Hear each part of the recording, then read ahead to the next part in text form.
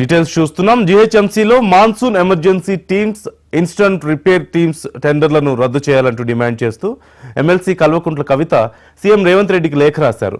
Greater Hyderabad పరిధిలో వర్షాకాలంలో చేపట్టాల్సిన ఎమర్జెన్సీ పనుల టెండర్లలో కొందరు అధికారులు తమకు అనుకూలంగా ఉన్న సంస్థలకు లాభం చేకూర్చేందుకు ప్రయత్నిస్తున్నట్లుగా వార్తలు వస్తున్నాయంటూ ఆరోపించారు. తెలంగాణకు చెందిన బీసీ కాంట్రాక్టర్లకు నష్టం చేసేలా జీహెచ్ఎంసీ ఇంజనీరింగ్ విభాగం అధికారులు వ్యవహరిస్తున్నారని, ఒక విదేశీ సంస్థకు చెందిన వాహనాలు మాత్రమే ఈ పనుల కోసం వినియోగించేలా నిబంధనలు రూపొందించారంటూ విమర్శించారు. ఆ సంస్థకు హైదరాబాద్ 2 షోరూంలకు మాత్రమే ఉన్నాయంటూ గుర్తు చేసిన కవిత, ఆ షోరూంల నిర్వాహకులు తెలంగాణకు చెందిన కాంట్రాక్టర్లతో ఎంఓయూ చేసుకునేందుకు ససేమీరా అంటున్నారన్నారు. తెలంగాణ కాంట్రాక్టర్లు కర్ణాటక షోరూంల డీలర్ల నుంచి ఎంఓయూలు తెచ్చుకున్నా వాటి ఫిజికల్ కాపీలు తక్కువ వ్యవధిలో తెచ్చి ఇవ్వాలంటూ అధికారులు ఒత్తిడి తెస్తున్నారంటూ అన్నారు.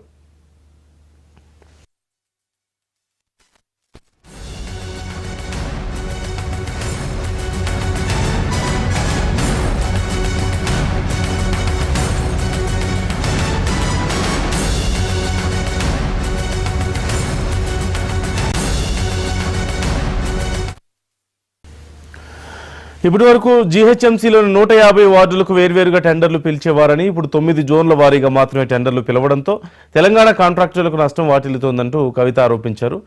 అధికారులు పేర్కొన్న స్పెసిఫికేషన్స్ తో కూడినటువంటి వాహనాల్లో 1 క్యూబిక్ మీటర్ మెటీరియల్ కూడా తరలించడం సాధ్యం కాదంటూ లేఖలో వివరించారు. గతంలో ఇందుకు వినియోగించిన వాహనాల్లో 2 నుంచి 3 క్యూబిక్ మీటర్ల మెటీరియల్ తరలించేవారన్నారు.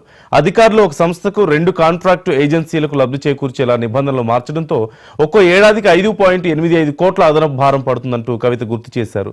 ఈ టెండర్లను వెంటనే రద్దు చేసి గతంలో మాదిరిగా వార్డుల వారీగా టెండర్లు పిలిస్తే 150 మంది స్థానిక కాంట్రాక్టర్లకు ఉపాధి లభిస్తుందంటూ చెప్పారు. మున్సిపల్ శాఖను స్వయంగా పర్యవేక్షిస్తున్న ముఖ్యమంత్రి తన శాఖలో జరుగుతున్న అక్రమాలపై దృష్టి సారించి వెంటనే చర్యలు చేపట్టాలంటూ కవిత డిమాండ్ చేశారు. పూర్తి సమాచారం మా ప్రతినిధి రామ్ నరేష్ అడిగి తెలుసుకుందాం.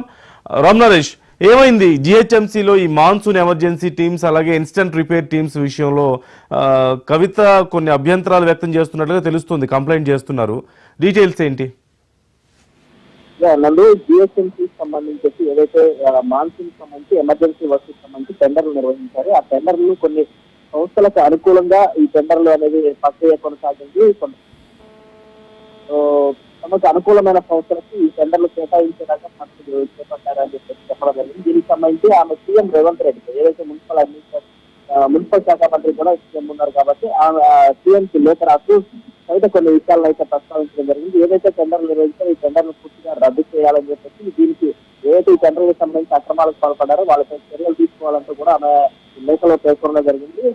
ప్రధానంగా తీసుకుంటే జీహెచ్ఎంసీ పరిధిలో మొత్తం 150 వార్డులు ఉన్నాయి. 150 వార్డులకి అంటే వర్షాకాలంలో ఎమర్జెన్సీ వర్క్స్ కొన్ని వర్క్స్ కోసం టెండర్లు నిర్వహించారు. ఈ టెండర్లకు సంబంధించి కొన్ని స్పెసిఫికేషన్స్ తో అధికారులు టెండర్లు నిర్వహించారు. అయితే ఈ టెండర్లలో ఇచ్చిన స్పెసిఫికేషన్స్ అన్ని కూడా కొన్ని విదేశీ సంస్థలు ఏదైతే ఉన్నాయో ఆ విదేశీ సంస్థలకు సంబంధించిన నిబంధనలకు అనుగుణంగానే ఇక్కడ ఈ టెండర్లు నిర్వహిస్తారు. దానివల్ల స్థానిక కాంట్రాక్టర్లు ఎవరైతే ఉన్నారో వాళ్ళంతా తీవ్రంగా నష్టపోయే అవకాశాలు ఉన్నాయి. గతంలో ఏదైతే కేసీఆర్ ప్రభుత్వం ఉన్నప్పుడు 150 వార్డులకు సంబంధించి వార్డుల వారీగా టెండర్లు పిలిచేవాళ్ళు. అక్కడ స్థానికంగా ఉన్న కాంట్రాక్టర్లు ఎవరైతే ఉన్నారో వాళ్ళు ఈ టెండర్లో పాల్గొని పనులు చేపట్టేవాళ్ళు. ప్రస్తుతం అధికారులు కొన్ని షరతులు విధించడం, అదేవిధంగా విదేశీ కంపెనీలకు సంబంధించిన సంస్థలు ఇక్కడ కొన్ని పనిచేస్తాయి. వాటికి సంబంధించి అనుకూలంగా ఇక్కడ టెండర్లో కొన్ని స్పెసిఫికేషన్స్ పెట్టారు. ఆ స్పెసిఫికేషన్స్ వల్ల లోకల్ కాంట్రాక్టర్లు చాలా ఇబ్బంది అవుతుంది అని చెప్పేసి ఆమె సీఎంకి రాసిన లేఖలో పేర్కొనడం జరిగింది. ప్రధానంగా జీహెచ్ఎంసీలో నాళాల రిపేర్లు కానీ, అదేవిధంగా నాళాల పుడికింత, అదేవిధంగా జీహెచ్ఎంసీ మాన్సూన్ సంబంధించి కొన్ని ఎమర్జెన్సీ వర్క్స్ అనేది చాలా ఇంపార్టెంట్ గా ఉంటుంది. ప్రతి ఇయర్ ఇక్కడ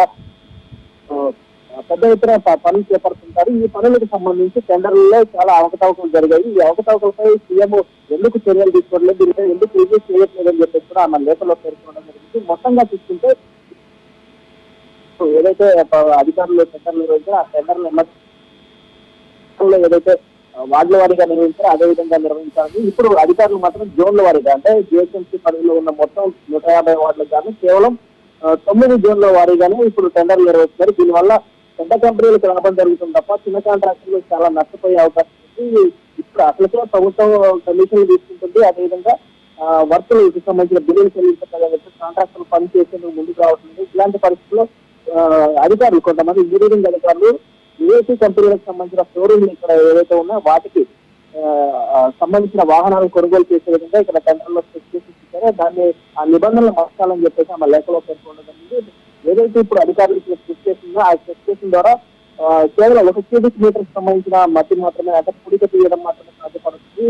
దీనివల్ల ప్రభుత్వంపై భారం పడే అవకాశాలు కూడా ఉన్నాయి కానీ దీనికి సంబంధించి వెంటనే రివ్యూ చేయాలని చెప్పేసి కూడా ఆమె ఈ లేఖలో తీసుకుంటుంది. మొత్తంగా చూస్తుంటే కవిత రాసిన లేఖ అంశం మాత్రం ఇప్పుడు చాలా జిహెచ్ఎంసీకి సంబంధించి చాలా రాజకీయాల్లో ఇది ఒక సంచలనం అని చెప్పుకోవచ్చు. ఎందుకంటే జిహెచ్ఎంసీలో జరుగుతున్న అవకతవకలపై ఒక్కొక్కటిగా బయటకు పరిస్థితి ఉంది. ఇప్పటికే నిధులకు బయటకు రావడం, అదేవిధంగా కాంట్రాక్టుల బిల్లింగ్ చెల్లింపులో అవకతవకలు కలిగాయి. ఇవన్నీ నేపథ్యంలో ఇప్పుడు ఏదైతే మాన్సూన్ ఎమర్జెన్సీకి సంబంధించిన పనులు సెంటర్లు ఉన్నాయో అవి కూడా కొంతమంది అధికారులకు కేటాయించే విధంగా ఈ పనులు జరుగుతున్నాయి కాబట్టి వెంటనే రద్దు చేయాలని చెప్పేసి ఆమె లేఖలో పేర్కొంటుంది.